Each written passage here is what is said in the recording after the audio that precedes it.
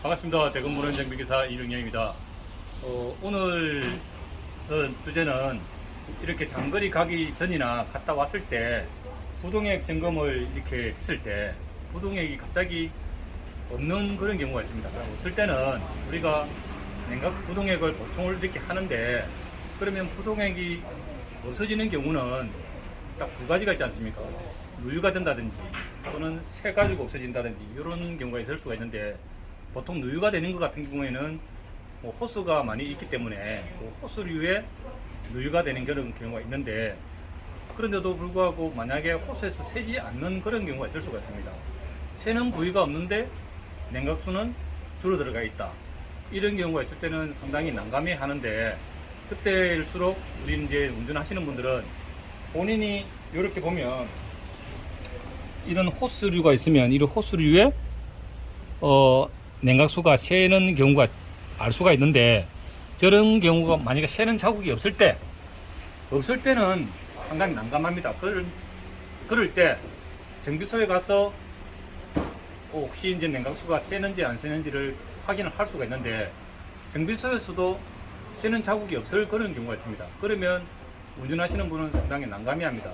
만약에 어딘가에 문제가 있어가지고 계속적으로 운행하시다가 냉각수가 만약에 떨어진다고 하면 차는 거의 폐차를 해야 되는 수준까지 가야 될 경우가 있기 때문에, 혹시나 오늘 이제 제가 말씀드리고 싶은 거는, 냉각수는 분명히 줄어드는데도 불구하고 새는 자국이 없다 라고 할 때, 그때는 우리가 보면은 여기 이제 라제다 캡입니다.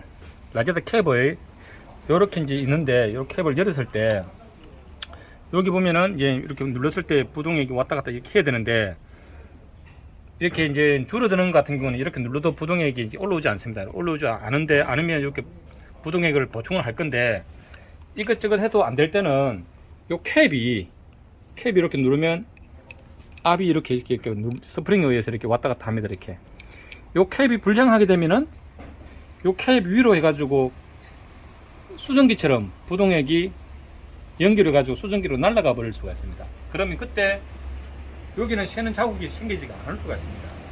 그래서 오늘 제가 말씀드리고 싶은 거는, 부동액은 새는데 자국이 안 생길 때 이것저것 하고 정비소에 가서도 만약에 새는 자국이 없습니다 라고 할 때는 요거는 얼마 하지 않습니다. 얼마 하지 않으니까 요거를 사서 한번 점검을 다음번은 한번 운행 한번 해보시라고 말씀을 제가 드려보고 싶습니다. 그래서 별것 아닌 이런 것 가지고 엔진이 큰 문제가 생길 수가 있기 때문에 운전하시는 분들도 참고로 해주셨으면 좋겠습니다. 네, 이상 대금운전기사 이병영이었습니다.